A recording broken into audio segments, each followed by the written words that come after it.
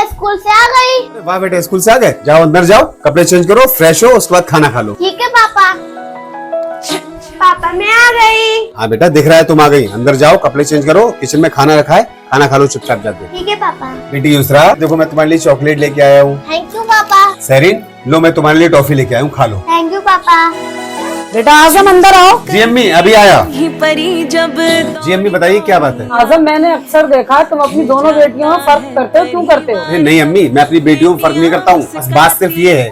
अरे भाई आजम, मेरे पीछे पुलिस पड़ी है, तुझे मेरा एक काम करना है, तू करेगा ना? अरे बोल भाई, कौन सा काम? मेरी जिंदगी और मौत का कोई भरोसा नहीं है, मैं अपनी बेटी को तेरे घर छोड़ के आया हूँ, तुझे उसका ध्यान रखना है, मैं जा रहा हूँ। अरे मेरी बात तो सुन। बस इसीलिए माँ, मैं अपने दोस्त का दिया हुआ वादा निभा रहा हूँ। आपको तो पता ही है कि मेरी सैलरी कितनी है। मैं अपनी कमाई में सिर्फ एक बेटी को पढ़ा सकता हूँ, वो मैं अपनी दोस्त की बेटी को पढ़ा रहा हूँ। वाह बेटा, मान गई मैं तुझे और तेरी दोस्ती को। दोस्त हो तो तेरे जैसा हो, वरना दोस्त ना हो।